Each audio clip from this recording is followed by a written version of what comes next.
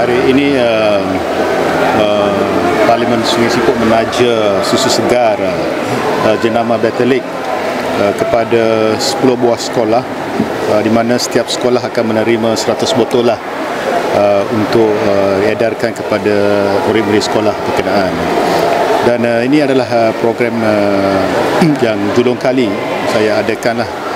Ini adalah untuk satu kesedaran kepada ibu bapa betapa pentingnya susu segar untuk diberikan kepada anak-anak di peringkat sekolah ini, kerana susu segar ini memberikan kekuatan kepada tulang dan juga gigi serta membentuk minda yang cergas dan membolehkan pelajar-pelajar ini memberikan tumpuan sepenuhnya dalam pembelajaran kelas.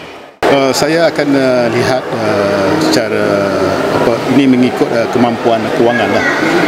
Pada tahun ini kita cuba dengan di hujung tahun ini dengan peruntukan yang bagi tertinggal sikit saja.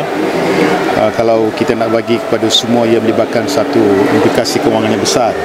Kerana dalam Parlimen Sungai Siput ini kalau ada 50 sekolah yang hampir 11,000 pelajar, kan, so ia melibatkan kos yang besar kalau nak diberikan kepada setiap murid.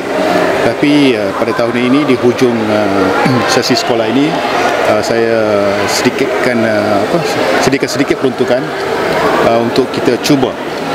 Kalau tahun depan kalau ada peruntukan tambahan, mungkin saya akan buat dalam skala yang lebih besar. Mungkin tahun berikut sekolah-sekolah yang belum terima pada sesi pada pagi ini, mungkin kita aturlah pada tahun depan. Memanglah memang kerajaan di bawah Kementerian Pendidikan Malaysia juga meruar-ruarkan betapa pentingnya susu segar di kalangan sekolah. Jadi saya selaku ahli parlimen juga melihat perkara ini dan cuba sedaya upayalah supaya yang penting itu ibu bapa lah kesedaran. Kita bagi ini untuk satu hari saja, kan? Tapi untuk berterusan ini adalah tanggungjawab ibu bapa untuk memastikan mereka mendapat susu segar yang berkualiti, yang tidak ada perisa, tidak ada perisa warna. So, saya difahamkan Bettelik menghasilkan susu segar yang berkualiti tinggi. Jadi amat sesuai lah untuk tercapai. Sedap. Sedap. Obi, kalau boleh sedaraikan 10 sekolah yang terima hari ini? 10 sekolah tadi saya sebut dalam ucapan saya.